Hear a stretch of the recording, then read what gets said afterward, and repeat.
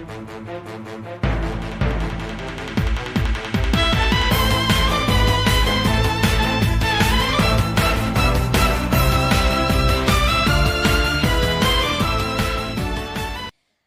Sobat Muter, selamat datang di PodWipes, Podcast Peradilan Semu with Fakultas Hukum. Bersama aku, Fauzia Heriansyah selaku host. Aku seneng banget nih bisa nemenin kalian pada acara podcast kali ini. Nah, hari ini kita bakal bahas topik yang sangat luar biasa sekali dan sangat relate. Terutama untuk anak-anak hukum dan kalian yang baru lulus dari Fakultas Hukum dan sedang semangat-semangatnya nih mencari karir. Yaps, kita bakal bahas topik lulus tes CPNS Kejaksaan untuk fresh graduate hukum. Nah, yang bikin obrolan kita hari ini makin menarik dan makin spesial karena kita hari ini kedatangan tamu yang super duper luar biasa banget. Super duper kerennya, inspiratif dan hebat banget. Beliau telah mengikuti suka dukanya seleksi tes CPNS Kejaksaan kemarin.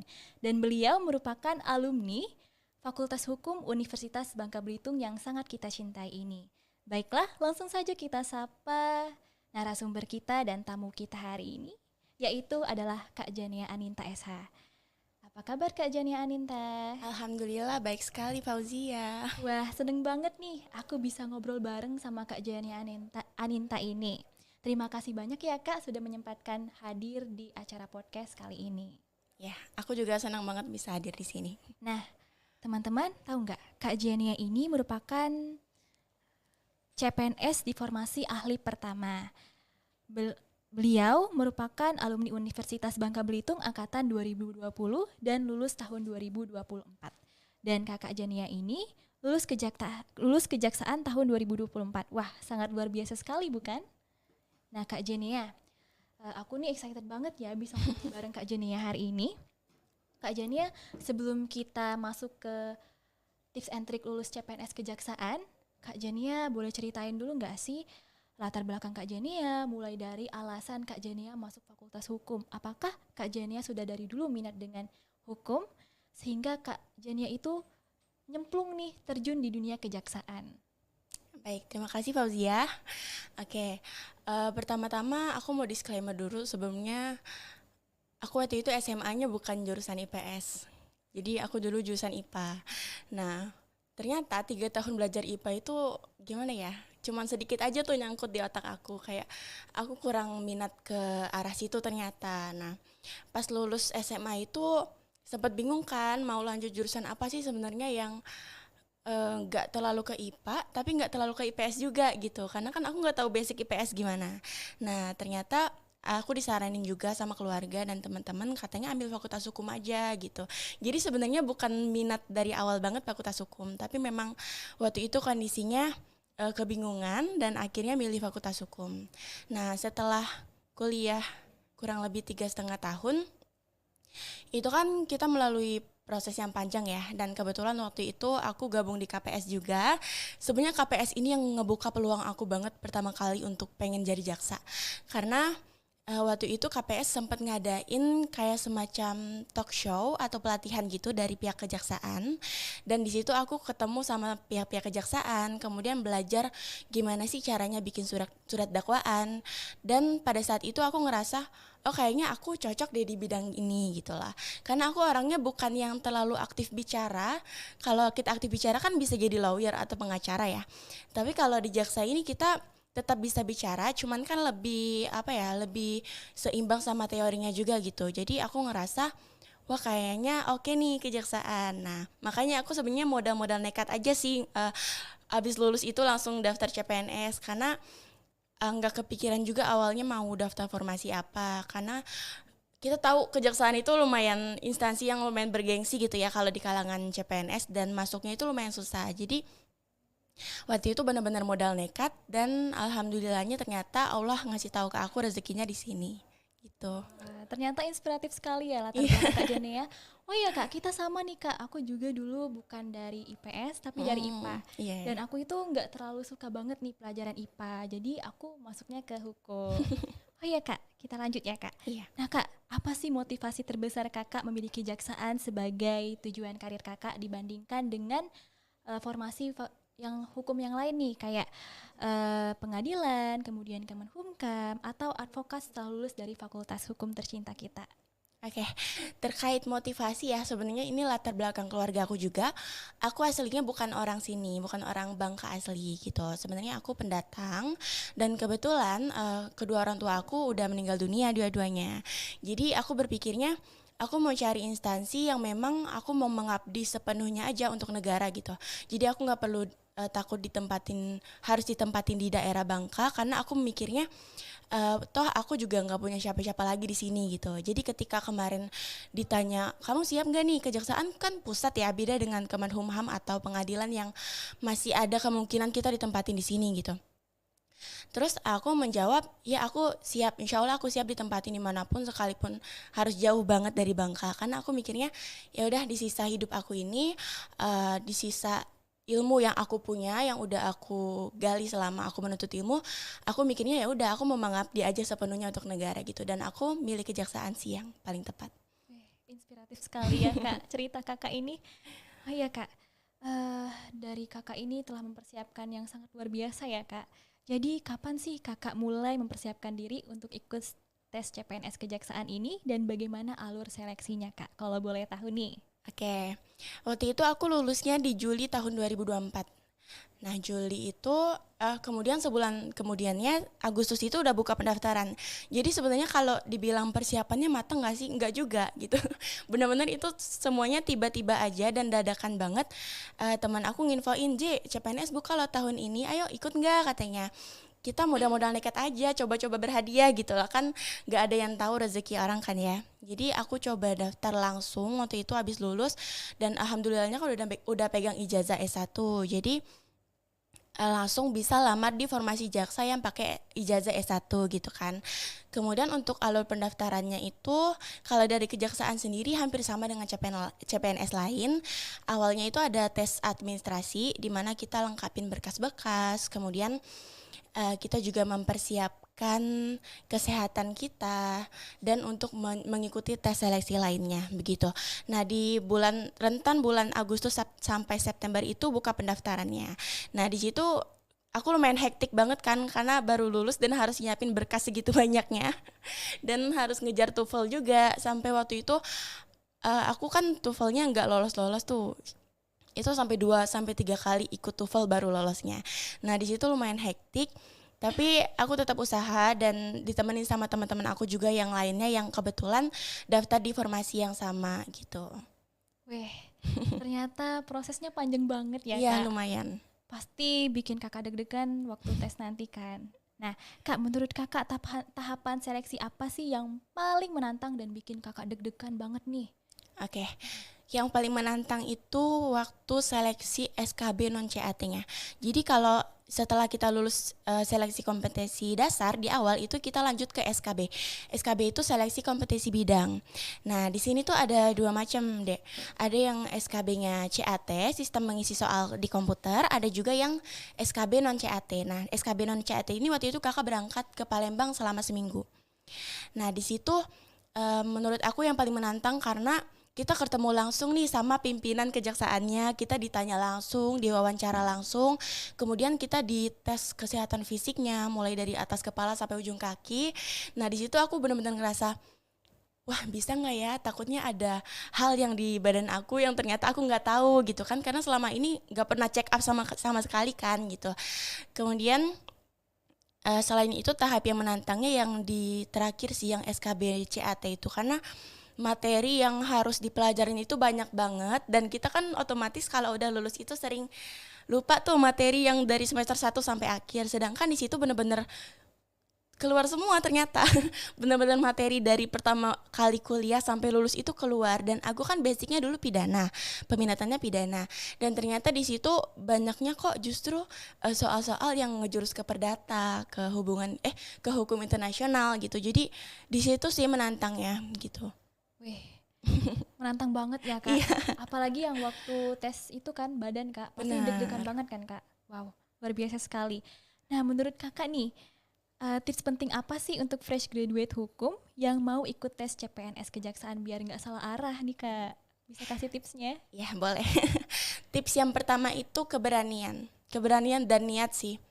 Karena benar-benar kita butuh mental yang kuat banget untuk daftar CPNS, mulai dari ngurus berkas, itu kan hektiknya kebangetan ya, dan banyak banget yang harus diurus. Kemudian selain dari masalah mental juga, kesehatan itu penting menurut aku. Kita harus jaga kesehatan banget mulai dari beberapa bulan sebelumnya, karena hormon dan pola makan, pola hidup kita itu mempengaruhi banget hasil tes kesehatannya. Karena di non SKB itu di CPNS Kejaksaan ini ada 3 tes yang menggugurkan, yaitu kesehatan, wawancara, dan juga tes psikotes kejiwaan yang di Palembang 3 tadi.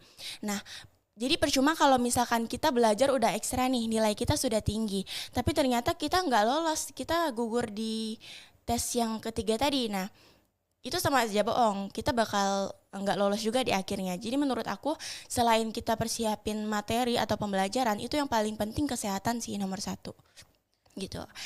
Terus selain itu kita juga perlu masukan-masukan dari banyak orang. Jangan takut untuk ngehubungin orang yang kita kenal, misalnya di pihak kejaksaan, untuk mencari tips and trik lainnya gitu. Oh begitu Kak, terima kasih ya Kak tipsnya, itu sangat bermanfaat sekali untuk kami, terutama kami yang anak-anak hukum ini. Oh iya Kak, aku ini kan juga suka banget kan Kak belajar SKD. Aku udah persiapan, dulu aku juga pernah nih Kak ikut kedinasan tapi gagal, kemudian tes CPNS Kemenhumkam juga aku gagal di bagian SKD-nya, karena waktu itu aku mendadak banget kan Kak ikutnya, jadi kayak kurang persiapan. Nah aku tuh suka banget soal-soal SKD. Nah Kak, kalau boleh tahu buku atau materi apa sih yang paling membantu Kakak belajar menghadapi tes SKD, terutama yang relevan untuk formasi kejaksaan itu sendiri? Terima kasih Kak. Ini lucu sih sebenarnya, karena setiap aku ditanya, kamu ikut bimbel mana, atau kamu pakai buku apa untuk belajar, kok bisa lolos gitu. Aku nggak mau sombong, tapi ini beneran jujur, aku nggak belajar sama sekali. Bukan nggak belajar ya, maksudnya aku nggak ikut bimbel, dan kebetulan waktu itu kondisi ekonomi aku kurang memadai, karena kan aku nggak disupport orang tua, jadi aku benar-benar berjuang sendiri. Nah waktu itu aku benar-benar nggak mampu untuk beli buku, bahkan itu bukunya untuk aku belajar aku pakai yang punya saudara aku, itu tahun 2022 apa tahun berapa aku lupa. Terus untuk bimbel juga aku nggak ikut, karena kan aku sekali lihat harga bimbelnya itu lumayan kan, bisa sampai 1,5 juta kadang kan untuk bimbel aja gitu. Jadi waktu itu menuju tes SKD aku cukup latihan soal aja di internet. Karena kan sekarang udah banyak banget yang nyediain tryout gratis kan. Nah sebenarnya tips SKD atau SKB itu bukan masalah di materinya. Karena menurut aku sendiri materinya gak terlalu sulit ya, kalau untuk kita yang memang basicnya udah lumayan jauh belajar hukum. Tapi yang sulit adalah memanajemen waktunya. Karena itu beneran waktunya mepet banget. Nah orang-orang kadang yang gak lolos dan gak mencapai target itu bukan karena mereka gak bisa jawab, tapi mereka gak cukup waktu untuk mengerjakannya. Itu kan kita sekitar 100 lebih soal ya, 110 atau 150 aku lupa. Nah sedangkan dikasih waktunya itu cuma 90 menitan. Nah jadi kadang orang-orang tuh termasuk aku juga kemarin kesulitan banget nih. Wah kok waktunya udah tinggal 15 menit aja, udah tinggal 10 menit aja, padahal masih banyak banget soal yang belum dijawab gitu. Jadi sebenarnya tipsnya selain belajar dan pahamin materi, itu kita harus sering-sering latihan aja sih. Sering latihan tryout. Dan disitulah kita bisa belajar untuk memanage waktu gitu. Jadi kita nggak keteteran waktu jawab soal gitu sih. Oh iya gitu Kak. Nah Kak, berarti kita harus sering-sering latihan soal ya kan Iya, Kak? benar. Kemarin itu aku gagalnya karena aku kurang manajemen waktu deh kayaknya. Jadi kayak waktu aku tes itu kayak wah waktunya ini tinggal 10 menit ya, aku harus cepet-cepet nih, jadi kayak keteteran, apalagi di bagian TU-nya waktu itu Kak. Oh iya. Iya. Nah kan Kak, tadi kan Kakak selanjutnya itu kan pertanyaannya dari temen, apakah Kakak ikut bimbel CPNS? Kalau iya, seberapa besar perannya dalam membantu persiapan tadi? Ya, tadi yang aku bilang aku nggak ikut bimbel ya teman-teman, aku nggak ikut bimbel. Tapi kalau menurut aku pribadi, bimbel itu penting banget, karena di bimbel itulah ada kumpulan-kumpulan soal, materi, dan latihan-latihan tryoutnya itu di bimbel sebenarnya. Dan biasanya bimbel ini mereka udah dapat gambaran yang lebih spesifik tentang jenis-jenis soal ketimbang kita latihan di luar bimbel gitu loh. Jadi kalau misalkan teman-teman mampu dan teman-teman punya ekonomi yang bagus, saran aku persiapkan dari sekarang, ikut bimbel yang paling bagus kalau bisa, dan ikut bimbelnya pun jangan yang tanggung-tanggung cuma daftar aja gitu, benar-benar harus ditekunin gitu. Kalau aku dulu kan basicnya cuma belajar buku, dan nilai SKD aku pun bukan yang terlalu tinggi banget, itu benar-benar di ambang batas. Waktu itu skornya kalau nggak salah cuma 397 apa 390-an gitu, sedangkan yang di atas aku masih banyak banget yang 400-an gitu. Jadi kalau memang kalian mengejar target nilai yang tinggi, saran aku bimbel sih, bimbel itu penting banget. Ya, berarti bimbel itu penting banget kan? Iya. Kak? Tapi kakak itu hebat banget loh bisa lolos ya, rezeki kakak. Iya, rezeki. Alhamdulillah. Nah kak, aku boleh tahu nih nggak, di tes CPNS itu kan ada tes tadi kan kak, SKD seperti TWK, TIU, TKP. Nah menurut kakak itu ada strategi khusus nggak sih yang kakak gunain untuk jawab soal-soal itu? Oke, kalau strategi khusus sebenarnya di manage waktu tadi. Karena kan kita kita harus paham dulu nih, menurut kita soal mana sih yang paling sulit, TWK kah, TIU atau TKP. Kalau kakak kemarin, kakak merasa bebannya itu di TKP. Ya, di TKP yang tes terakhir itu, yang jawab karakteristik kepribadian kita. Nah, jadi aku jawabnya dari yang terakhir dulu. Nah, kalau nggak salah itu soalnya dari soal nomor 60 sampai 100 gitu lah ya. Nah, kita jawab di soal yang menurut kita paling sulit dulu. Kemudian kalau kita ngerasa udah 15 menit kita laluin di situ dan belum selesai, langsung beralih ke yang lain. TKP dulu atau TIU dulu. Jadi jangan ngestak di situ. Kan itu sulit nih kalau misalkan tadi Fauzianya mungkin kesulitannya di TIU. Nah, kalau kita 15 menit itu sudah mengerjakan di TIU, jangan stuck di situ. Kita harus pindah dulu ke yang lain, tinggalin dulu TIU-nya. Nah, nanti kalau yang soal-soal yang mudah ini udah kita kerjakan semua, masih ada sisa waktu, nah itu langsung kita balik lagi ke TIU. Itu sih kalau strateginya. Cuman ya balik lagi ya, setiap orang kan beda-beda nih menanggapi soal mana yang sulit gitu. Terima kasih banyak ya kak tipsnya, itu bermanfaat sekali loh buat aku ke depannya nanti dan buat teman-teman semuanya nih. Nah kak, by the way ada yang penasaran nih kak sama kakak. Bagaimana sih cara kakak mengatur waktu antara belajar tes CPNS dan aktivitas kakak sehari-hari? Terima kasih kak. Oke, jadi waktu lulus kuliah itu aku kan langsung daftar, dan posisinya aku itu juga langsung kerja, kebetulan kerja freelance gitu. Nah, otomatis sulit banget membagi waktu kan ya. Tapi aku sempetin belajarnya itu di midnight, di tengah malam. Dan aku kan tipikal yang gak bisa tidur cepat dan gak bisa tidur lama juga. Jadi di perkiraan waktu jam 9, jam 10 itu aku sempetin untuk buka-buka soal, baik di media sosial, melalui, biasanya kan banyak banget sekarang konten kreator yang udah sering live di media sosial, live soal gitu. Nah, aku sering banget nontonin itu. Jadi kalau dibilang mengatur waktu untuk belajar dan aktivitas lain, aku lebih nggak ke belajar sih. Lebih nggak ke belajar. Waktu itu punya buku pun, aku sering banget bawa bukunya misalnya ke kafe nih. Udah niat banget belajar sama teman-teman. Nggak taunya pas sampai sana bukunya nggak dibuka sama sekali. Itu momen-momen lucu sih waktu mau tes CPNS. Cuman kan balik lagi yang tahu perjuangan kita sendiri. Kalau aku nggak terlalu banyak nunjukin ke orang proses aku gimana, proses belajar aku gimana, tapi aku belajarnya di pertengahan malam kayak gitu sih.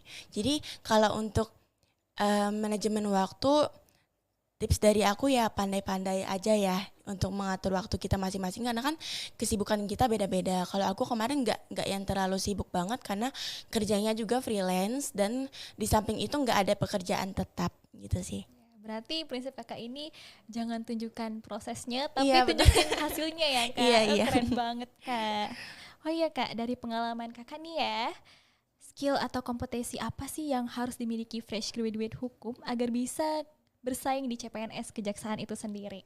Oke, kalau skill ya, pertama yang anak hukum ini terkenal harus public speaking-nya bagus. Kalau menurut aku public speaking itu penting banget. Karena waktu aku tes CPNS kemarin itu banyak banget teman-teman yang lain yang tesnya sama-sama dengan aku itu kesulitan di saat wawancara pimpinan.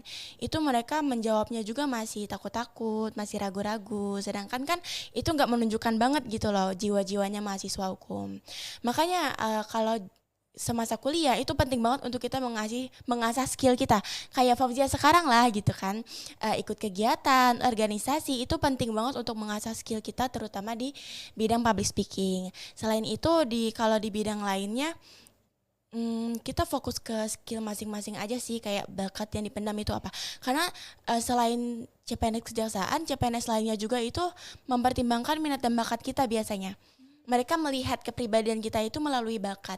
Misalkan bakat kita di puisi atau bakat kita di bidang sastra. Nah, itu kan ketahuan kan bahwa memang kita basicnya di public speaking. Kemudian kalau memang bakat kita di bidang olahraga atau atletik ya nggak apa-apa, tunjukkan aja gitu. Jadi kita nggak harus fokus di bidang hukumnya, tapi terkadang orang-orang itu melihat kita dari minat bakatnya apa sih gitu. Cuman nih kalau memang teman-teman mau fokus ke kejaksaan, menurut aku skill nomor 1 itu ya tadi selain public speaking kita juga harus paham teori dan konsep hukum sendiri apa. Kalau kejaksaan ini kan kita basicnya di hukum pidana ya. Nah jadi sebelum memulai untuk tes kejaksaan, aku saranin fokus ke pidana. Kalau bisa program peminatan khususnya nih di kampus itu ambil hukum pidana. Karena hukum pidana itu benar-benar relate banget sama dunia kejaksaan gitu. Jadi hal-hal yang udah aku pelajarin di pidana itu rata-rata bakal kepake banget di CPNS kejaksaan sendiri gitu sih. Gitu. Terima kasih banyak ya Kak informasinya. Kak, ada yang nanya nih. Tadi kan kita bahas tentang itu kan Kak bakatnya. Nah Kak, ada yang tanya apakah ada samapta di CPNS kejaksaan? Terus Kak, ada nggak syarat tinggi badan dan gigi nih kata teman? Mereka penasaran banget nih Kak. Tolong ya Kak dijawab. Iya, baik. Kalau samapta itu kalau di formasi aku jaksa ahli pertama itu nggak ada ya. Nggak ada samapta. Jadi samapta itu dikhususkan untuk formasi yang memang membutuhkan ketahanan fisik. Salah satu contohnya itu ada di pengawal tahanan atau waltah. Tapi kan itu formasi untuk lulusan SMA ya. Ya, jadi kalau lulusan S1 ini rata-rata formasinya nggak pakai samapta, cuman pemeriksaan fisiknya aja. Karena kan kalau pemeriksaan fisik ini kita harus detail banget nih kalau khususnya calon jaksa ya, karena kan kita juga belum diperkenankan untuk menikah sampai waktu pelantikan jaksa. Jadi benar-benar kita harus dites fisiknya semuanya. Kalau yang lulusan SMA itu sudah diperbolehkan untuk menikah, tetapi lebih ke tes fisiknya seperti samapta tadi. Ada tes lari, kemudian tes ketahanan fisik, tes bakat di bidang ketahanan tubuh, misalkan kayak bakat-bakat yang menjurus ke karate, silat, bela diri gitu ya. Bela diri itu penting di yang kalau formasi jurusan SMA. Tapi kalau formasi S1 nggak ada samapta. Kemudian untuk tes gigi dan mata tadi ya. Gigi dan tinggi badan. Oh, gigi dan tinggi badan ya. Kalau tinggi badan itu seluruh formasi kejaksaan ada tinggi badannya, ada minimal tinggi badan. Kalau cowok itu kalau nggak salah 165 gitu. Kalau ceweknya 160 gitu. Cuman kan tergantung lagi ya, setiap instansi itu ada proses tes kesehatan yang berbeda. Ada yang ketinggi badannya dikurangin gitu, ada yang tetap nggak dikurangin. Kalau aku kemarin kan yang kebetulan yang tesnya memang dari instansi TNI langsung, jadi kayaknya mereka kurangin deh. Misalkan dari tinggi badan aku 164 misalkan, nah dikurangin sekitar 2-3 cm gitu.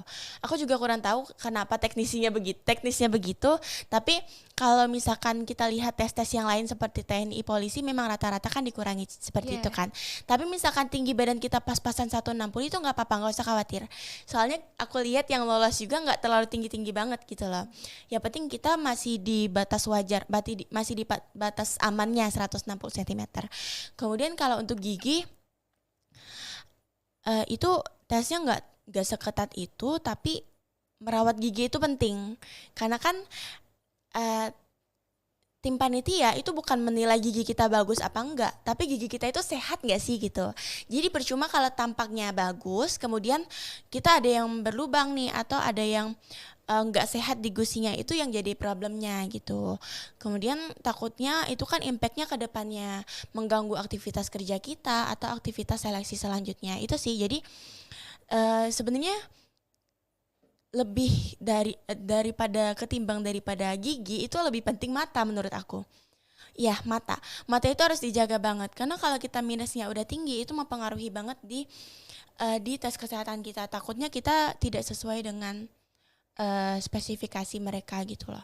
Oh, berarti Kak, aku mau tanya nih, untuk minusnya itu bisa kan Kak kalau masih minus? Kalau masih minus bisa, aku juga minus sebenarnya, tapi nggak tinggi. Kalau tes kesehatan itu kan ada tes minus yang kita harus ngebaca dari jarak jauh tuh. Nah kalau misalkan kita masih kebaca dan aman-aman aja sih, sebenarnya aman sih sebenarnya. Gitu. Oke Mm, Kak, terima kasih ya Kak. Nah Kak, tadi kan ada tes SKD kan Kak, Kakak mm. udah lewat nih, kemudian ada wawancara. Nah kan Kak, terus ada yang tanya nih Kak, bagaimana sih cara Kakak mempersiapkan diri menghadapi SKB kejaksaan, mulai dari materi yang Kakak pelajari, sumber belajar yang digunakan oleh Kakak sendiri. Oke, kalau SKB ini kan lebih ke seleksi kompetensi bidang. Nah, kayak yang aku bilang di awal tadi, aku nggak expect juga kalau soalnya bakal seluas itu. Seluas itu tuh maksudnya bener-bener materi dari semester 1 sampai akhir itu keluar gitu. Tapi nggak usah panik. Tipsnya adalah setiap tahun itu CPNS Kejaksaan selalu ngeluarin kisi-kisi. Nah, rata-rata kisi-kisinya itu sama sih dengan tahun-tahun sebelumnya, kayak materi-materi pokok yang harus kita pelajari. Nah, tapi kalau lihat di gambaran kisi-kisi itu terlalu luas juga ternyata. Di mana bukan cuma hukum pidana, kita harus belajar hukum perdata juga, hukum perusahaan, hukum internasional, bahkan ke hukum tata negara.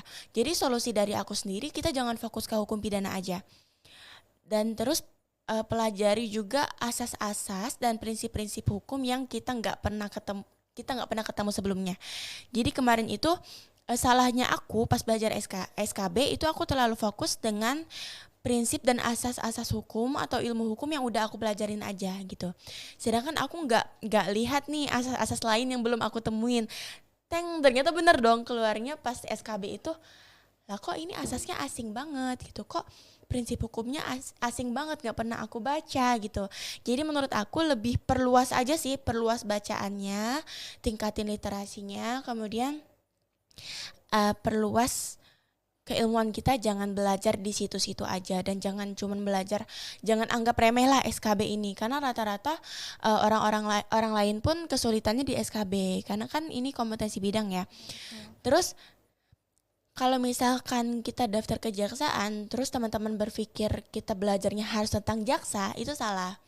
Ternyata keluarnya nggak selalu tentang jaksa, nggak selalu tentang undang-undang kejaksaan. Ternyata nggak. Kita fokus aja ke luasnya keilmuan hukum gitu. Jangan fokus ke kejaksaan aja. Tapi tetap perlu kita mempelajari terkait logo dan latar belakang logo kejaksaan misalkan, atau susunan kepemimpinan atau jabatan jaksa dari jaksa agung sampai ke jaksa agung muda di bawahnya. Itu kita harus tahu aja, harus paham aja gitu loh. Nggak perlu sampai yang mendetail, karena fokusin aja gitu ke asas-asas dan prinsip hukum yang luas itu, gitu sih.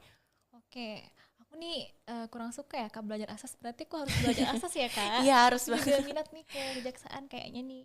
Nah Kak, terus apakah latar belakang organisasi atau pengalaman magang di bidang hukum memberi nilai tambahan saat seleksi tes kejaksaan nanti? Kalau memberi nilai tambah menurut aku iya. Iyanya karena waktu tahap wawancara psikotes dan wawancara kejiwaan itu kita ditanya langsung sama psikolognya, kamu latar belakangnya apa, organisasinya pernah ikut apa, atau kamu pernah prestasi apa aja nih. Nah itu kayaknya dinilai deh harusnya ya, masuk ke catatan mereka. Jadi organisasi itu penting. Seperti kemarin aku juga pernah bilang ke tim penyeleksinya, aku ikut peradilan semu loh gitu, aku ikut peradilan semu, dan aku kebetulan waktu itu aktif juga sebagai wakil ketua himpunan jurusan hukum gitu. Kemudian kalau di luar kampusnya kita tunjukin aja prestasi-prestasi. Kalau bisa prestasinya itu yang memang menjurus dan relate di kejaksaan gitu. Oh, Misalnya lomba debat nih, lomba debat itu kan lumayan relate untuk public speaking kita. Nah, aku tunjukin nih prestasinya di bidang itu, walaupun ada prestasi di bidang lain, tapi kita nggak harus tunjukin semuanya gitu. Jadi kalau penting atau nggak pentingnya organisasi itu menurut aku penting sih, penting banget. Selain untuk mengasah skill kita, kemampuan public speaking, itu juga mempengaruhi nilai tambah pada saat seleksi gitu. gitu. Terima kasih banyak ya Kak. Oh berarti kalau misalnya Kakak nih, kan aku tahu waktu baca CV Kakak itu bujang Mia kan Kak, betul nggak? Itu Ya, yeah. mempengaruhi banget nggak sih kayak ikut kedutaan gitu Kak? Mempengaruhi banget nggak? Ya, kalau kedutaan dan Bujang Mia itu kemarin aku nggak sebutin sih kebetulan, karena kan mengingat waktu juga. Tapi kalau misalkan teman-teman ada prestasi memang di bidang itu, nggak apa-apa, sebutin aja di pas wawancaranya itu, karena kan mereka bisa menilai juga dong. Kayak yang aku sebutin di awal tadi, nggak selalu mereka nilai keilmuan hukum kita, nggak selalu. Mereka juga bisa menilai karakteristik kita melalui bakat kita yang lain. Contohnya kayak aku misalkan, aku bilang kemarin aku punya prestasinya di Duta Anak atau di Bujang Mia, ya nggak apa-apa, sebutin aja. Mereka bisa menilai keahlian kita ternyata di bidang itu, di bidang public speaking, pageant dan lain-lain, itu nggak apa-apa. Terima kasih banyak ya Kak. Nah Kak, terus kita boleh flashback dikit nggak nih waktu Boleh. zaman Kakak waktu tes dulu ya. Nah, apa sih momen yang paling emosional selama proses seleksi CPNS yang tidak bisa Kakak lupakan sama sekali sampai sekarang? Oke, momen emosionalnya lebih ke apa ya, tantangan support ekonomi sih, support dan ekonomi, karena kan memang aku benar-benar berjuang sendiri dari awal. Ngurus berkas juga aku sendiri kan, tanpa support orang tua gitu. Jadi waktu itu aku lumayan down karena ternyata pas lolos SKD itu kan harus berangkat ke Palembang. Dan kejaksaan itu ngumuminnya H-3, bener-bener H-3 tes. Jadi waktu itu hari Jumat diumumin bahwa aku lolos ke SKB selanjutnya. Tapi di hari Seninnya itu udah tes. Jadi waktu itu aku bener-bener momen yang bingung banget. Waduh, berangkat atau enggak ya? Di sisi lain aku nggak megang uang sama sekali gitu, sepersen pun nggak pegang waktu itu. Dan aku mikirnya gini, aku udah pesimis di awal karena takutnya gini, pas aku udah berangkat tes kejaksaan sampai tahap akhir misalnya, terus di akhir aku kehambat masalah ekonomi, entah aku harus ngeluarin uang yang cukup banyak gitu, sedangkan aku di situ benar-benar nggak megang uang sama sekali. Nah, sedangkan waktu untuk berangkat ke Palembang pun itu minimal kita harus pegang lah ya uang 1 juta 2 juta gitu, sedangkan aku benar-benar nggak pegang sama sekali.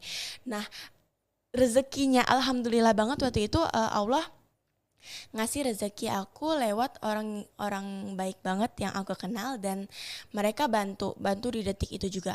Nggak apa-apa, kamu berangkat aja, aku ada pegang nih, dan aku mau kamu berjuang, jangan pesimis di awal dan jangan mikirin dana gitu, jangan mikirin ini harus kamu kembaliin ke aku dalam bentuk apapun gitu katanya. Kamu nggak usah mikir ke situ, pokoknya ikut aja, ikut jalanin aja, kita nggak tahu rezeki kamu di sini katanya gitu. Dan aku sempat berpikiran gini, oke, aku ikut tahun ini, aku ikut sampai akhir, tapi kalau misalkan seandainya aku nggak lolos, udah fix aku nggak bakal coba tahun depan. Aneh kan? Anehnya rata-rata orang nggak lolos sekali mau coba lagi, terus. iya. Aku nggak, bener-bener kalau kemarin aku nggak lolos, aku beneran nggak akan ikut lagi, karena aku berpikirnya di tahun depan aku belum tentu seberuntung sekarang gitu, aku belum tentu sekuat dan sekuat dan sesiap sekarang, karena aku baru banget kehilangan ibu aku kan tahun 2023-nya. Dan itu aku benar-benar berjuang untuk lulus kuliah pun udah sulit banget. Dari lulus kuliah pun sulit, udah dihadapkan sama emosional yang kayak gitu, dan aku harus ngadapin emosional yang lebih sulit lagi, yaitu daftar CPNS. Nah, jadi waktu itu benar-benar aku lawan ego aku lawan rasa malas dan rasa ketakutan aku gitu, dan alhamdulillahnya orang sekitar aku support banget, baik secara emosional maupun material. Jadi beneran aku langsung berangkat hari itu juga, hari Jumat itu aku berangkat, dan alhamdulillah di sana juga aku disambut dengan baik sama kenalan, dan di situ benar-benar terharu sih, ternyata Allah itu, Tuhan itu ngambil sesuatu dari kita dan menggantikannya dengan sesuatu yang sangat besar banget. Dan salah satunya ini, sampai-sampai orang tuh ya pas tahu aku lulus kuliah dengan cepat dengan 3,5 tahun cum laude, langsung daftar S2 dan langsung keterima CPNS, orang tuh sampai bilang, J, wah hidup kamu kok balance banget katanya. Kok kamu seimbang banget, udahlah cantik, pintar dan lain-lain. Aku nggak ceritain ke mereka gimana proses yang aku hadapin selama 1-2 tahun belakang ini nih, dan aku cuman ngucapin makasih banyak ya udah support selama ini gitu, makasih banyak udah selalu ada, teman-teman aku semuanya udah selalu ada buat aku. Dan alhamdulillah kalau ternyata aku di mata orang-orang itu sekuat itu dan sehebat itu gitu. Aku nggak perlu tunjukin ke orang gimana mental aku di saat downnya, di saat hancurnya, tapi aku mau memotivasi aja ke mereka gitu. Yuk kalian bisa loh gitu. Aku aja yang benar-benar mentalnya dihajar habis-habisan, aku bisa loh lolos. Kalian juga harus bisa ya gitu. Kalian juga harus nyusul aku ya tahun depan gitu. Jangan berhenti di sini. Kalau kalian nggak lolos tahun ini, kalian harus coba lagi tahun depan gitu. Wah, panjang banget, menginspirasi banget. Aku tuh lihat kakak tuh udah cantik, pinter, terus langsung lolos kejaksaan lagi, fresh graduate kemarin langsung lanjut S2. Wah, ini kakak hebat banget ya kataku. Ternyata ya kak, di balik itu semua proses kakak itu panjang banget. Benar. Untungnya kakak ada support system yang bantu kakak terus kan kak. Alhamdulillah Allah kasih jalan yang terbaik buat kakak. Betul. Oke kak, lanjut. Setelah dinyatakan lulus dari CPNS Kejaksaan, bagaimana sih proses selanjutnya? Apakah kakak itu langsung ditempatkan atau ada pelatihannya dulu nih kak? Oke, kalau merujuk pada peraturan jaksanya langsung ya, kita ini kan sekarang statusnya masih calon pegawai negeri sipil, itu juga belum turun SK gitu. Jadi kalau ditanya pelatihan dulu atau penempatan dulu, kita penempatan dulu, penempatan di awal. Ini juga aku masih nunggu SK aku turun, belum turun-turun. Jadi aku sebenarnya belum tahu penempatannya di mana, apakah di Bangka, apakah bakal dilempar kemana, kita nggak pernah tahu kan ya. Cuman biar bagaimanapun kita harus siap dari sekarang gitu. Nah, pertama-tama itu kita nunggu SK turun, kemudian kalau SK-nya turun dan udah tahu kita penempatan di mana, itu kita langsung berangkat ke satuan kerja. Misalkan aku dapatnya di Kejaksaan Palembang misalkan. Nah, kita berangkat ke Palembang dulu nih. Nah, di sana aku kerja dulu sebagai CPNS, sebagai kalau misalkan di kantoran itu staff lah namanya ya, staff. Nah, itu belum langsung jadi jaksa. Jadi kita nunggu tahun depan dilantik sebagai PNS dulu. Nah, baru nanti setahun atau berapa bulan kemudiannya tergantung pusat itu manggil di Satker untuk melakukan yang namanya pelatihan jaksa atau PPPJ. Nah, selama pelatihan jaksa itu kurang lebih sekitar 9 sampai 10 bulan. Nah, itu kita baru di pelatihan dan di diklat di Kejaksaan Agung langsung di pusat ya, di DKI Jakarta. Nah, di situ nanti setelah lulus dari situ baru kita dilantik lagi nih. Berarti kita ada 3 kali pelantikan kan ya. Pelantikan CPNS, pelantikan PNS, dan yang terakhir itu pelantikan sebagai jaksanya. Nah, di saat sudah dilantik jadi jaksa, baru kita dikasih hak dan wewenang untuk melaksanakan fungsional kejaksaan memang, yaitu sebagai penuntut umumnya gitu. Oh begitu kak. Oke kak, terus nih kak, apa sih pesan kakak untuk teman-teman yang fresh graduate hukum yang ingin mengikuti jejak kakak yang luar biasa itu? Oke, kalau fresh graduate pertama kali yaitu persiapkan berkas, kemudian jangan segan untuk chat senior. Misalkan chat aku juga nggak apa-apa banget. Misalkan nanti ada yang mau DM atau WA nggak apa-apa. Sejauh ini sih sudah banyak ya ada tingkat yang ngekontak aku, karena kan dari aku lulus kemarin mereka langsung terbuka nih, wah ternyata bisa loh lulusan UBB itu tembus langsung gitu tanpa harus berbelit-belit dan gimana-gimana. Nah, jadi nggak apa-apa misalkan nantinya minta tips, kak apa aja yang harus disiapin, berkasnya apa aja sih gitu, jangan segan pokoknya. Kemudian untuk tips yang harus dipersiapkan lainnya kayak tadi, siapkan fisik, keberanian mental, dan yang paling penting itu niat. Oke. Gitu. Itu teman-teman nasihat dari kakak kita tercinta ini. Nah, baiklah, itulah sekaligus penutupan kita pada PodWipes kali ini. Saya Fauzia Heriansyah selaku host pada episode podcast kali ini. Pamit dulu. Aku mau nyampain quotes dulu nih. Di balik toga kejaksaan ada integritas, keberanian, dan semangat mengabdi tanpa pamrih untuk negeri. Baiklah, sampai jumpa di lain waktu. Bye-bye.